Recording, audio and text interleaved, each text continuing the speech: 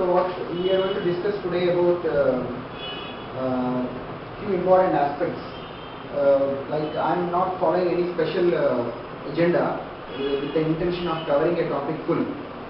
But my intention is to actually give you a basic understanding about already we have studied about combinational logic circuits. We know, I mean, at least from your engineering course and all, you studied about flip-flops, latches and all. So today we will be talking about, first we will talk about simple ways by which we describe about the speed of a digital circuit. Okay.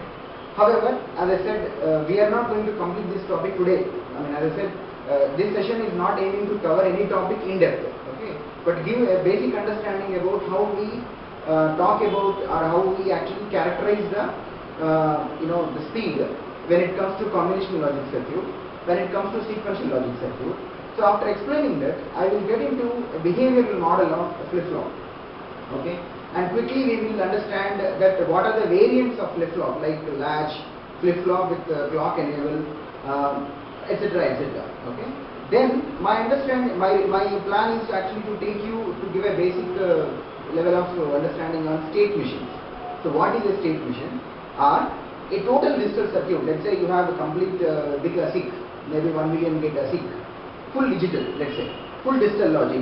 Then all the circuits that you see can be divided into either combinational logic or sequential. Now the sequential we can divide into again registers which are contributing to data path, I mean which are becoming part of data path, or flip-flops as individually or a group are becoming realizing some state machines. So in that way I want to give an overall picture. So this session will be having continuation follow-up sessions, and I am going to leave pointers from today's session to subsequently VHDL module and Verilog module, as I was doing in all the remaining sessions. Okay, fine. So I have taken up this presentation because few principles which I want to explain today are present in this. But as I said, I am not going to complete this presentation. Okay, we are going to take only few important principles. But having flashed this, let me explain. These one basic thing that should be always there in a digital VLSI designer's mind. Okay, a digital VLSI circuit need to prove itself in all these dimensions. Of course, certain things are very much important to. Yeah. Thank you. So certain things are very much important to designer, like functionality, speed of operation, etc. Coming to cost and etc. They are managerial level aspects. But everything is, I mean, as a total, everything, all these are important. Unless a design, a VLSI design is good in all these dimensions, it is not going to become practically a chip. You got it? It will stop it somewhere. Okay. Anyhow, today we are taking some important principles related to speed of operation. Okay.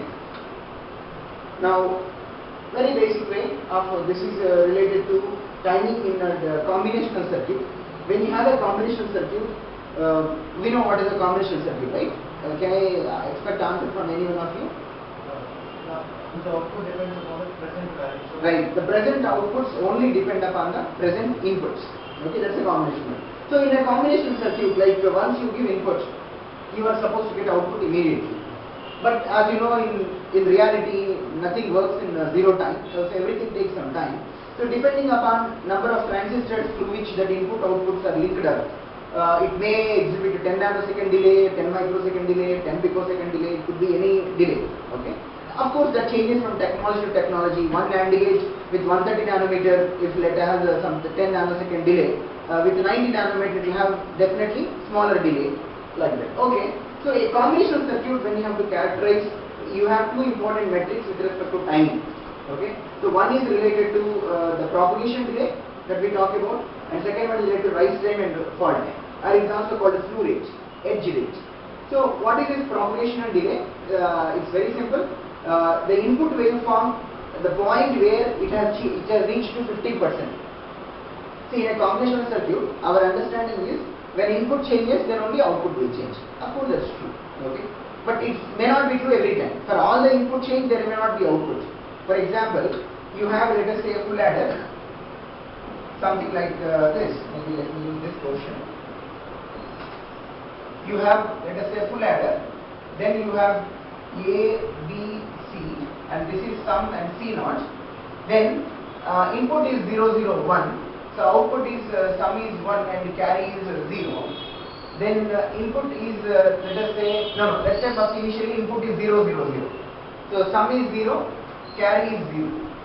So when input becomes 0 0 0 2, next state let us say 0 0 1. Then you can expect a change on sum, but carry will not change. So it is not all the time mandatory that when inputs change, some outputs change. They cannot change that. Okay? But whenever it changes, see now let us say this 0 to 1. So maybe if I would put this thing in a proper way, like this is what first kind of input, this is second input. So this is what the change. The output you will say that 0 to 1 it will change, it will be 0 to 0 only. So now what we are trying to characterize, look at this change, look at this change. Now here we can define what is called propagation delay. For the sake of example there we took inverter, but it is not compulsory all the time that only inversion should be there to define a delay of combinational logic circuit. Need not be. So when you plot these things, like C, it will be changing like this, isn't it? Then you will find sum will be changing like this.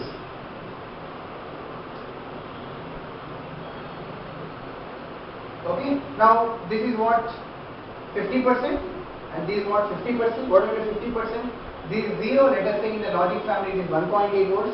Then this delay is what we are talking about, propagation delay. That is what we are trying to describe there. Okay. Now we have another important thing related to timing when it comes to simple combinational circuit. In fact, it is not combinational circuit. We can say for any digital signal that is changing, what is the characteristic we are talking about? Edge rate or slew rate. What is the speed with which that signal is switching? Got it? So we are going to discuss a lot of things related to the impact of having slower edge or faster edge in our module 5, that is ASIC module, where we are going to talk about all the physical design aspects, power, etc. There, see, when you have slow, let's say transition, this is for example, now let's say something like there are two, one waveform is this and other waveform is this. Slow transition, fast transition. Now if you see, when you are working with a digital circuit, the amount of static power dissipation, let's say this is given to input of inverter, the amount of static power dissipation because of this will be more when you compare with this. Why? An inverter, usually CMOS type, what we are considering now, will maintain for a longer time. See, this is a zone during which both PMOS and NMOS will be in the active region. So there will be a current from VDD to ground for a more amount of time. So if you look at the current waveforms, so means whatever the rate by which edge is changing has got impact on lot of things. We will talk about all of them in our module 5. Anyhow, our understanding today is to get a broader picture about what do you mean by state machines, when you are using flip-flops, what kind of usage of flip-flop you will find in digital design. That is what our understanding today. We are not going to get into all those aspects now. Now, when it comes to what is it called, sequential circuits, you need to first understand basic behavioral model by which a D flip-flop works. Don't worry about what will be inside of it. We will study at circuit level what will be inside of D flip-flop or JK flip-flop in current module 2, and at transistor level what will be inside of a D flip-flop or JK flip-flop in our module 5 we will study at layout level, transistor level. But first it is important that you get a higher abstraction, behavior level understanding of how a D flip-flop is supposed to work. Okay? So D flip-flop, by the name it is called delay flip-flop, and that becomes a basic building block for our digital circuits. Even though for your textbook, they initially talk about JK flip-flop, RS latch, T flip-flop and all. Most of the times in your the digital circuit, the block which is forming counters and registers is nothing but D flip-flop. Okay.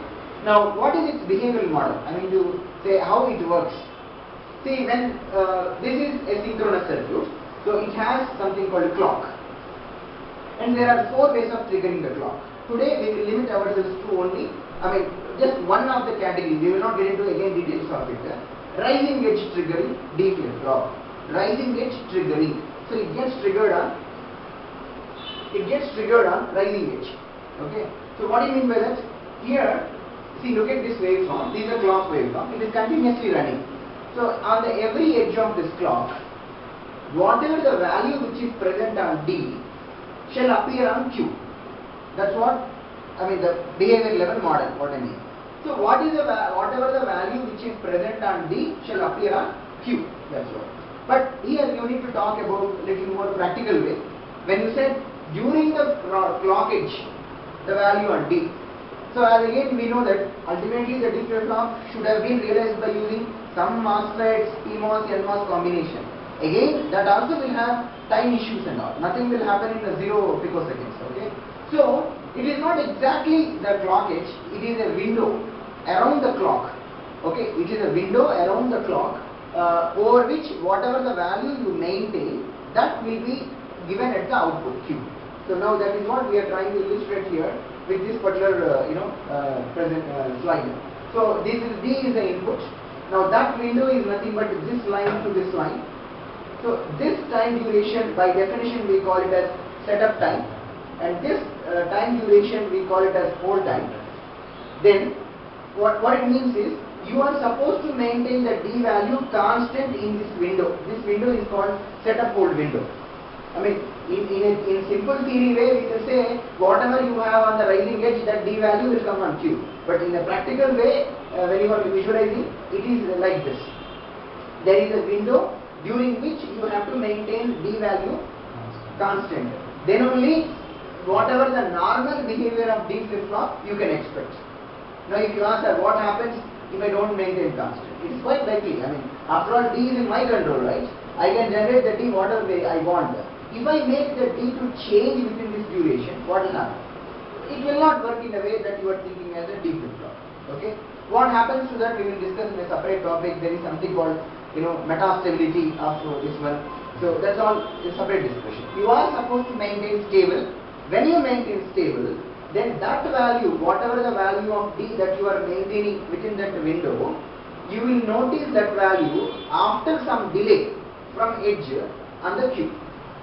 That's what we want to say here. What it means, see, during this rising edge in this window, D is made as 1. So Q will become 1, but not immediately again. It also takes some delay. Even though you say that Q will become 1 when you give clock D, it will not happen in 0 time. It takes some time. That time is called as clock to output time. Maybe you can vaguely compare clock to output time in this slide with 50% and 50% propagation delay in the previous. I mean, you can vaguely compare. Like that is also propagation delay. Here also it is looking like a propagation delay from D to Q. Okay, but this is more precisely it is called as clock to output. Why it is called clock to output? It is from clock edge to output. That is Q. You can also call it as TCQ. You can also call it TC both. Got the point? Now let's talk about a few important aspects here.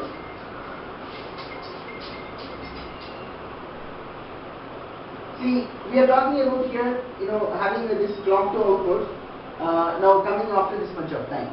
Now, a few important things which we are going to discuss later, because I flashed the waveform here, I want you people to understand that also.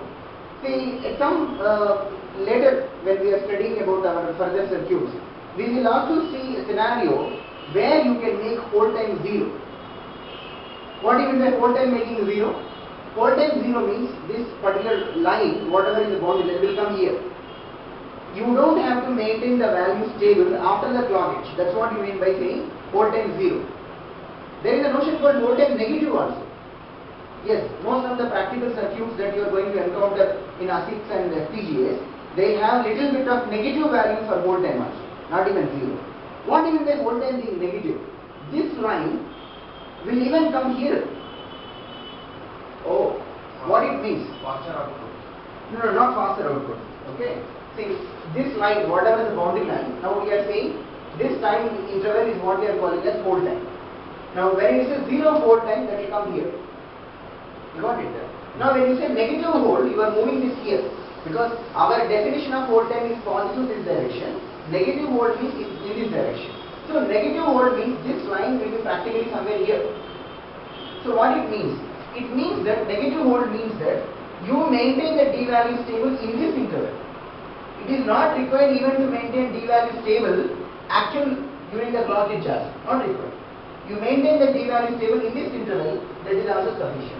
So we again, the reason for that, why people so much worried about hold time, what is the impact of making hold time 0 or negative, we are going to discuss in a separate topic. As I told you, this topic is not intentional to get into the details of timing and performance. You understand? But since I flashed the waveform, I want you people to open to think about this window, setup hold window. Hold time positive, yes, this is what the picture. Hold time 0, that line will exactly coincide with the clock edge. Hold time negative, that line will even come this side also. You got it? What are the reasons, etc. we are going to discuss later. Okay, now we understood about a simple D flip-flop behavioral model with 3 important timing related aspects. Okay. Now, with this concept, we want to basically analyze few basic principles, which become very important principles when you are understanding the behavior of sequential logic circuits. Okay. Let me take a simple example.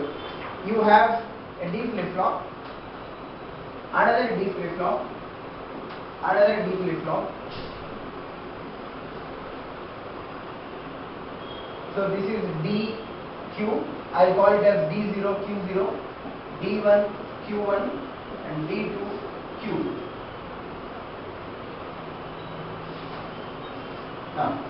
Now, with few simple timing waveforms, I want to bring out one important concept, which will help you when you are debugging VHDL or Verilog simulation results, or trying to analyze waveforms around any given sequential circuit like this.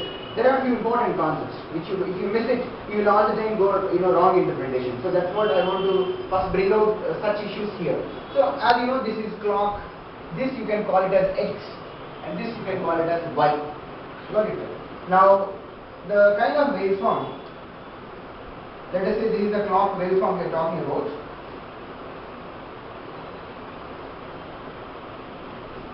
So these are the edges which are of concern, and let us assume for our problem's sake, this is what approximately kind of setup hold window of this much width down your road. Okay. Now, so the input waveform that is applied, let's say it goes like this. This is what the input waveform X. Now let's start analyzing and drawing the waveforms on Q0, Q1 and Q2. So first, which one I should draw? Q0. Okay, let's analyze the Q0. So when you have to analyze the Q0,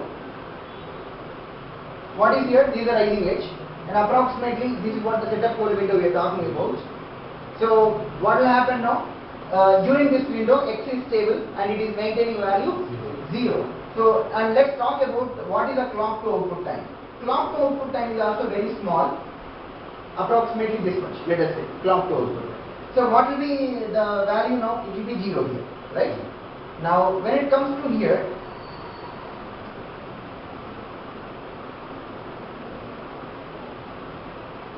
now see, during this interval it is actually 1. So what will expect now? You will expect 1 after some delay, small amount of delay. Usually in your textbooks and basic level of digital course design exercises and all, we will neglect this delay, and in fact we will neglect this window also. You got it? But that is required. When you are analyzing practically, it will be there. Okay? So this small delay, okay, you can neglect. Now what happens next? Okay, I want to make maybe the problem more realistic in terms of numbers. Okay, I will make this problem as a quantitative problem, 10 nanoseconds, 20 nanoseconds, 30 nanoseconds, 40 nanoseconds, 50 nanoseconds. Okay, and whatever the 3 parameters which I defined, let me write them. The 3 parameters are setup time is equivalent to some 1 nanosecond, and hold time is equivalent to some 0.5 nanosecond. Then clock to Q, clock to output time happen to be some 2 nanosecond, TCQ. Now you tell me, first question I want to ask, what are the time instants at which Q0 will change? I will repeat my question. What are the time instants? I mean, a specific time in this waveform, you need to analyze that Q0 will change. What are the time instants? 12 nanoseconds. 12 nanoseconds? Why not at 2 nanoseconds? Even at 2 nanoseconds also, because the first rising edge you are seeing at 0. First rising edge at 0 nanosecond. Okay, So from here clock to Q, Zero. Zero will be input is zero. No, sorry. Probably, I think I have not framed the problem in a very proper way. When, what are the time instants during which Q naught is likely to change? Now the information about X is unknown. Okay, yeah, given the information on X, I think your answer is correct. But my question, I want to make it even general in the beginning. What are the time instants during which I have to, or the time instant at which I can expect that Q naught will change? 2 nanosecond. Next, 12 nanosecond, 22 nanosecond, 32 nanosecond, 42 nanosecond, 52 nanosecond. Agree. Okay. At 2 nanosecond, will it change with given this X value? No. At 12 nanosecond, will it change? Yes, that is what this is changing. It is 12 nanosecond. Got it? Now at next instant when? 22. At 22 nanoseconds, will it change? It will change. It will change from 1 to 0 because the input now in the window that is seen, it is actually 0. Now again, will it change in 32 nanosecond? No. Will it change in 42 nanosecond? Yes. It will change. Okay. Will it change in 52 nanosecond? Yes. It will change. These what the waveforms for Q naught. Now let me see who can answer correctly my next question. Again, let us not talk about this particular X value and this particular Q naught value. Okay. Having given this circuit without the knowledge of X, what are the time instants at which Q1 is likely to change? Same. What do you mean by same? Can you repeat those numbers? 2 nanoseconds. 2 nanosecond, 12 nanosecond, 22. Does anybody got a different answer? Does anybody is likely, thinking to say that 4 nanosecond, 14 nanosecond, 24 nanosecond? X4 because Q naught output is No, that's what your answer was correct actually. Actually, based on the input, I am telling also takes some if you don't Let me tell you one thing. Whatever the explanation that you are trying, now if I explain here, you will realize Q1 also will change at the same instant only. But Q1 also will change it. Let's not worry about what value will come. Okay. The question being asked, what are the time instants at which you can expect Q1 to change? That is same 2 nanosecond, 12 nanosecond, 12 nanoseconds only. That's what. So point here which I want to emphasize. See, now during this Q1, okay, let's first complete this example. Then it becomes easy to actually explain the principle. Okay. Now Q1. First of all, at 2 nanosecond will it change? Don't look at X now. Look at only this. Because as far as second D flip-flop is concerned, this is the input. What happens previously is immaterial. Okay? This is the input, this is the clock. And in our analysis, we are not considering any delay for the clock to route. And same way, we are not considering any delays which are in this routing. That much physical level analysis we are not doing now. Okay? Yeah. Now Q0 is the input. Will Q1 change it 2 nanosecond?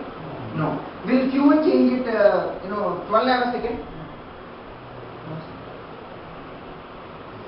Will Q1 change it 12 nanosecond? So point to be considered here. What is setup hold window? Okay, now I'll put my question in a different way. Actually, before coming to this level, I should have asked this question. Given this particular timing waveform per clock, and don't worry about what is X, X could be any value. My question is like this. What are the time slots during which this flip-flop is sensing X? I'll repeat my question again. Given this kind of clock waveform, what are the time slots during which you are supposed to maintain X as a constant? Nothing but I am asking, what are the time slots at every clock edge, rising edge around, which is the setup hold window? Tell me. 0 to 1.5 nanoseconds. 1.5 First you have talked about this, right? Yeah. So setup will be where? With respect to 0 nanosecond is a rising edge. So setup means when it will start. Don't hesitate, say -1 nanosecond. See, for theoretical analysis, this is reference 0, there can be negative time also, okay, minus 1 nanosecond. So -1 nanosecond to, where is the edge for hold window, hold time? 0.5. So this is nothing but -1 nanosecond to 0.5 nanosecond is this window. Okay. Now for the second rising edge, what is the beginning and ending of this setup hold window? 9 nanosecond to 10.5 nanosecond. Right. Now you are in track. So now you can also tell about here 90 nanosecond to 20.5 nanosecond. Okay, good. Now, you know, we as far as the second flip-flop is concerned, what is the input? Q0. So, whatever the value which is present on Q0 in that setup hold window, first thing is it has to be stable in that setup hold window, isn't it? Second thing is whatever is present there, that should be considered as the input for the clock cycle. Okay, now you tell me during the setup hold window, what is the setup hold window number? 9 to 10.5 nanosecond. First, my question is whether Q0 is maintaining constant value in this window. Yes. I am talking with respect to second flip-flop. That's why I am concerned about Q0. I have nothing but D1. All of you are following this? You got it? Okay. So is it constant first of all? Q0 is constant. And then what? If it is constant, what is the value? 0. So that must be coming on Q1. Yes. At what time it will come? That 0 with respect to this clock edge when you are talking. Yes. At what time the output should get updated?